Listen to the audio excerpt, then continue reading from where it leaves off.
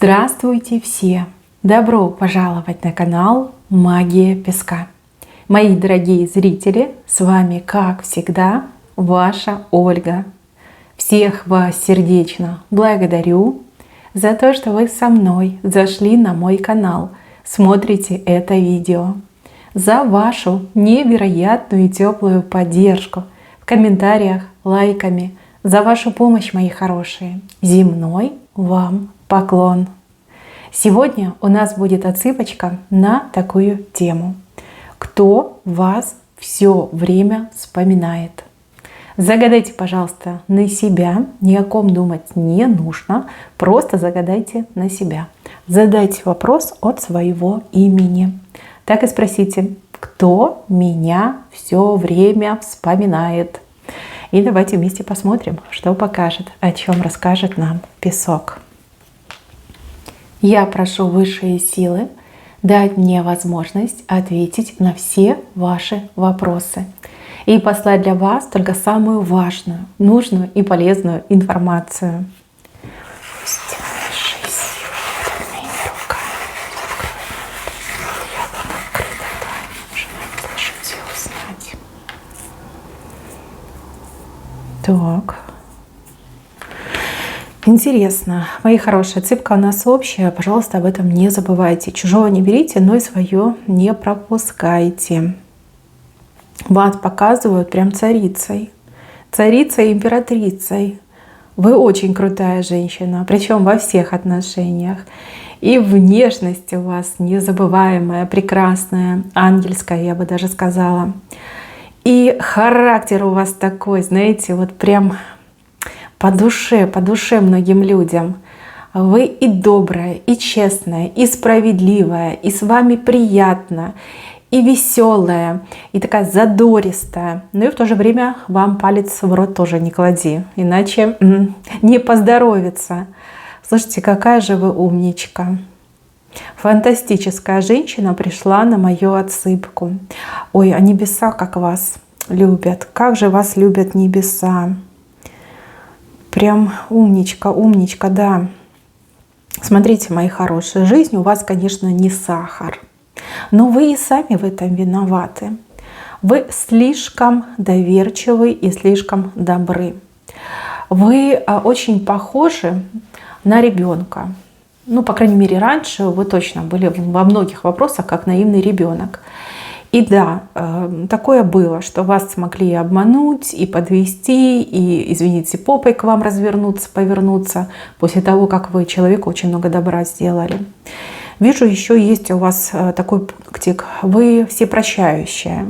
Вот что бы человек плохого не сделал, вы все равно можете человека даже в своих глазах оправдать. Найти хотя бы там маленькую зацепочку, чтобы этого человека простить. Вот не умеете вы зло в душе хранить, не умеете вы обиду хранить. Да, конечно, больно, когда обижают, но вы как-то легко можете переключиться, либо, опять же, найти возможность, чтобы человека простить и не думать о плохом. То есть есть такое у вас. Это и сильная черта, и в то же время много боли вам принесла эта ваша черта. И еще, мои хорошие, вижу, что сейчас вам прям совсем как-то нелегко, нет почвы под ногами, как будто бы вот зависли вы в каком-то одном положении. Но это временно, это затишье перед крутыми переменами в жизни. А перемены, вон, видите, два ангела на голову вам прям прольют эти перемены дождем, таким причем конкретным дождем на вас польются эти перемены. Вы выйдете из этого состояния застоя. Перемен много будет в вашей жизни. Жизнь будет круто меняться. Вот хотите вы того, не хотите, но жизнь точно поменяется. Так, теперь о тех, кто вас все время вспоминает. Мужчину здесь показывают. Мужчину, на которого вы произвели неизгладимое впечатление. С этим мужчиной не так давно вы как-то то ли познакомились, то ли случайно вот там пару слов перекинулись, как пообщались. Вы все разные, каждый по-своему отыграется. Но вот вижу, что мужчина просто вот опешил и в себя до сих пор прийти не может. Насколько вы очаровательны, насколько вы уникальны и насколько сильно вы произвели на него впечатление. Вы уже не думаете об этом мужчине, как-то даже, в принципе, внимания не обратили, а он все вспоминает, все пытается вас как-то разыскать, найти. Вот ищет вас этот мужчина. Ищет и обязательно найдет, девчонки. Вот это вы удивитесь, когда он к вам подойдет. Да, разыскивает. Произвели впечатление. Я бы даже сказала, что влюбился с первого взгляда. Вы можете в это не верить, но здесь четко это показано. Вы для него вот как чудо чудное. Такого в жизни он никогда не видел. Не то чтобы не видел, не ощущал. Да? Ни одна другая женщина на протяжении всей его жизни такие яркие и чувственные ощущения у него не вызывала. А вы смогли. Вы смогли. Причем вы не старались, вы ничего для этого не делали, вы были просто сама собой. Вот, впечатлился мужчина, очень впечатлился. Да и мужчина он, кстати, неплохой. Без обязательств он мужчина. Если и был женат, то уже давно в разводе. Либо вдовец, может быть, этот мужчина. Нет обязательств. Чистый, он чистый. Вот, ищет, разыскивает и обязательно вас найдет. Удивительно. Да, вот есть такие знаки, но они не сильно четкие. Может быть, этот мужчина вам по судьбе, кстати. Ну, либо что-то этот мужчина должен сделать для вас, в вашей жизни какую-то роль свою сыграть. Ну ничего, время придет, вы все узнаете. Кстати, не так-то долго ждать. Тут буквально счет пошел на дни, либо на недели. Да? Тут совсем близко это событие, когда он вас найдет. Так, еще одного мужчину вижу. Этот мужчина с вами чем-то был связан. То ли работали вы вместе, то ли отношения у вас были, скорее всего. А может быть, просто вы друг к другу присматривались. Опять же, вы все разные. Мужчина, который сделал неправильный выбор. Ну, либо какой-то абсолютно бестолковый поступок совершил. То есть развернулся от вас в противоположную сторону. Ну, навязываться вы никогда не будете и никогда этого не делали. То есть вы все поняли, сказали, ну ладно, ну иначе не судьба, и ушли. Вот. А этот мужчина то ли на другую женщину переключился, то ли, может быть, с головой там в работу, в дела ушел. И теперь этот мужчина очень одинок и несчастен. Даже если он в браке с другой женщиной, он невероятно одинокий и несчастный. Прямо ему холодно, его озноб пробирает вот от одиночества. Постоянная какая-то тоска в жизни. Вот как неприкаянный по жизни ходит, и нет родного человека рядом с ним. Хотя люди его окружают. Возможно, у него там и детей куча, но вот как будто бы он ему не нужен. Как, знаете, он как часть интерьера, да, предмет мебели. Вот, и он вас вспоминает часто. И все время, знаете, такую мысль прокручивает. А вот если бы тогда я бы там, ей предложил там, встречаться, предложил бы замуж, либо с ней бы остался. Да? Вот какая бы моя жизнь была. То есть время прошло, теперь он может сравнить, что было, что есть. И прям тоска еще больше его прям за горло берет. Но поскольку он сейчас не в лучшей форме, ну, стыдно ему показаться к вам на глаза. Ведь это он совершил ошибку, это он свернул не туда, вернее, отвернулся от вас в противоположную сторону. Ну вот несчастный и сам себя, грубо говоря, обманул. Вы про этого мужчину тоже уже не вспоминаете. Ну, может быть, редко там с подругами общаетесь, либо с кем-то из родственников. Редко-редко вспоминаете, а так вообще не вспоминаете. Но жизнь у него, конечно, не удалась. Все в тартарары полетело, и жизнь свою он просто проиграл. Вот один неправильный поступок, один неправильный шаг, и жизнь свою он проиграл. И все это прекрасно он понимает. Жизнь у него горькая. А с вами могла бы быть самой сладкой, самой прекрасной, самой пьянящей. Ну, видите, сам дурак и сам это понимает. С правой стороны. А вас все время вспоминает какой-то человек, как человек при должности. Человек либо старше вас по возрасту, либо, опять же, должность у человека высокая, он старше всех других. Может быть, какой-то начальник, руководитель, чего бы то ни было. Человек вас вспоминает. Причем вспоминает, знаете как? Мог что-то для вас сделать, а не сделал. То есть в его руках были эти вот возможности, рычаги давления, а вот он не стал ничего делать, вот как отморозился, мимо прошел. То есть совесть, скорее всего, мучает. Может, даже вы снитесь этому человеку, там, приходите во сне и говорите: ох, противный, да, не сделал для меня ничего. Здесь у человека очень похоже на муки совести. И, возможно, после того, как этот человек вам чем-то отказал, может, в должности отказал, да, может быть, вы там куда-то обращались, помощи просили, человек вам отказал. После этого случая в жизни очень много неприятностей произошло. Вплоть до того, что сам мог работу поменять. Да, поменять, потерять, там, понизить могли. Вот в таком ключе. Вот он вас несправедливо отверг, да, мог, но не сделал, отморозился, в обратку пошел, да, считал, что ну какая разница, все люди как грязь, да, что я типа всем должен. И после этого случая у него в жизни все вот прям полетело в тартарары. И вот он постоянно вас вспоминает ваши грустные глаза и вспоминает этот день как точка невозврата, да, после которого все в жизни у него плохо пошло. Может быть, этот человек обращался к кому-то, там, допустим, эзотерику, и ему объяснили, что вот там к тебе пришла благородная дама, да, мог ты помочь, но не помог. И разгневались на тебя высшие силы. У этой дамы сильные защитники, сильные ангелы. Разгневал ты их. И вот потерял ты свою удачу, потерял свое везение.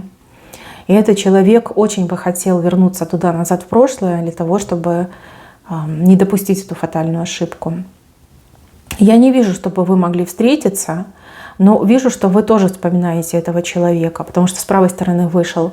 Может быть, до сих пор на этого человека, ну не то чтобы обижаетесь, а вот думаете, да, ну вот почему этот человек мне отказал, почему со мной так поступил, да, в таком ключе думаете. Девушки мои хорошие, понятно, что вы все разные, но если у вас есть возможность простить этого человека, простите, вам за это воздастся, обязательно воздастся, потому что человек страдает, во всех смыслах этого слова страдает, жизнь пустой стала. То раньше был такой удачливый, веселый, активный, пробивной, там, карьерист, а теперь все, теперь у разбитого корыта сидит. Может быть, не только за вас его наказали, но вы явно к этому причастны. Да? Обидел, либо не помог, когда мог помочь. Но вспоминает. Искать он вас не будет, да даже если найдет, то что он вам скажет? Но мысли о вас есть. Вот он мысленно как будто бы у вас прощения просит. Может быть, поэтому вы тоже его вспоминаете, что вот тогда мне отказал. Да, есть такое. Так, еще справа вижу мужчину. Мужчину, с кем у вас связь. Связь любовного характера, да, муж, возлюбленный, любовник. Ну, либо этот мужчина, он вам, может быть, и сыном, и братом, и даже отцом. Но связь есть. Кровная, либо ну вот, любовная, да. И этот мужчина часто о вас думает, знаете, в каком ключе? Защитить вас от чего-то, защитить, сберечь и даже, возможно, как облегчить вам жизнь, существование. Очень ему хочется что-то для вас делать, но то ли возможности не позволяют, ну то ли никак не может придумать, да, чтобы мне такого сделать, как бы ее защитить, как бы ее уберечь там, от всех этих злых моментов в мире, в жизни. Очень такой мнительный человек, переживательный. И здесь очень важно с этим человеком, наверное, разговаривать, объяснять, что я не так слаба, как тебе кажется. Я и сама могу за себя постоять. Ну, либо периодически его во что-то втягивать, что-то поручать. Вот говорить: помоги мне вымыть посуду, помоги мне там то-то, то-то сделать. Вот он почему-то чувствует, что вы как отдаляетесь, либо он мало для вас делает, либо вот какое-то бессилие свое ощущает. Вот не могу я любимую женщину защитить. Вот не могу, да, хочу, но не могу. Вот есть такой момент. Немножко у него там сдвиг идет, такой намечается сдвиг по фазе, потому что его это очень беспокоит. Беспокоит, когда вы, например, на работу выходите, когда вы идете там, не знаю, в булочную за хлебом, и он думает, вдруг на нее кто-то нападет, вдруг там что-то случится, о боже, там авария, еще что-то произойдет. Как немножко нервы шалят у этого мужчины. Здесь больше говорить, больше привлекать в свою жизнь. И, возможно, хорошо бы было показать, допустим, психотерапевту, да, психоаналитику. Может быть, даже что-то успокоительное попить. Человек очень мнительный, и чем дальше, тем хуже становится. А вы, наверное, и сами заметили. Человек дерганный, какой-то взгляд затуманенный, куда-то в одну точку смотрит, говорит не впопад. Вам кажется, что он вас там ревнует, когда вы куда-то выходите. А на самом деле он за вас боится очень сильно. Какие-то страхи. Может быть, страхи не беспричинные. Может быть, какие-то истории страшные прочитал, либо с его знакомыми что-то плохое случилось. И вот он теперь все время за вас волнуется. Но этот мужчина рядом с вами. Прям рядом. И вот чувства очень сильные. Да, чувства защитить, уберечь, закрыть собой от всего мира. Но вот не могу, да, не получается. Так, еще. Какая-то женщина о вас думает. Женщина пьет, эта женщина. Алкоголичка, скорее всего. Спивается, пьет. Раньше эта женщина была хоть куда. Женщина корону носила. Женщина мужиками прям крутила, вертела, как хотела. А сейчас она опустилась, осунулась, сама на себя не похожа. И вот пьет, я вижу, пьет. Она себя травит этим алкоголем. Там уже все проспиртовалось у нее внутри. Эта женщина перед вами чем-то очень сильно провинилась. Очень похоже на то, что она на вас делала. Причем делала, с целью вас уничтожить. Давайте так скажем. Порчу делала, проклинала вас. В общем, ладно, это на ее совести останется. В том, что ее жизнь в ад превратилась, она вас винит. То есть, буквально, да, считает, что это все ей за вас. Проклинает она тот день, когда она с вами познакомилась, либо встретилась. Проклинает и день, когда она на вас эту порчу начала делать. Потому что порча это ей таким боком вышла. Не живет, а существует сейчас эта женщина и спивается. Спивается от того, что в жизни ничего нет. В зеркало на себя посмотрит, видит, что и красота ушла, и все стаскалось, опустилась, и еще и горче становится, еще больше начинает пить. Вот такое наказание ей за вас. Действительно, ведь она на вас сделала, действительно, она вас сосвету жить хотела. А теперь видите, как сама последние деньки доживает. Возможно, в ближайшее время тревожные вести придут от этой женщины, либо об этой женщине. Но прощения она так и не попросит у вас. Хотя в душе все прекрасно понимает. Винит вас. Говорит, все из-за нее, все из-за нее. Я ведь могла жить как королева, а живу как бомжиха. Вот. Это чтобы вы знали. Вот такое наказание есть за вас. Недолго ей осталось, это тоже вижу. Каждый человек сам себе путь выбирает. А я всегда говорю, ничего хорошего в магии нет. И порча, она не так работает, как вы думаете. Там все по-другому. И не умеешь, не берись. Вот это тоже очень важно. А она не умела, и видите, сама себе жизнь испортила. Хотя вам хотела испортить. Но вас ангелы любят. Вот это прям самый классный момент у вас в венце. На вас дождь проливается перемен. И видите, ангел вам защиту делает, крышу ставит над вашей головой. Ой, девочки, как же жизнь у вас поменяется. Вы даже себе не представляете, что вас ждет. Тут все будет меняться, все от начала и до конца. Вижу, что вы как будто бы на чем-то сидите. На чем-то сидите и чем-то управляете. Управляйте своей жизнью, управляйте процессами в своей жизни. А может быть, вы станете большой начальницей, либо свое дело откроете, подчиненные у вас будут. А может быть, вы даже будете как... бывают же там организации всякие, когда люди сами собираются, организовываются. Роль вас важная в жизни ждет. Да и любовь вас большая ждет, счастье вас ждет. Теперь ваше время придет жить и радоваться жизни. Не так выживать, приспосабливаться кое-как, а жить и радоваться жизни. Время-то не за горами. Прям совсем уже в отсыпке показывают. Не за горами, мои хорошие. Перемены начнутся резко и неожиданно. И много-много-много перемен. Причем во всех аспектах вашей жизни. Ну вот прольют ангелы на вашу голову этот дождь перемен. Точно все будет. На этом у меня все. Берегите себя. Всем спасибо за внимание. Всем пока-пока.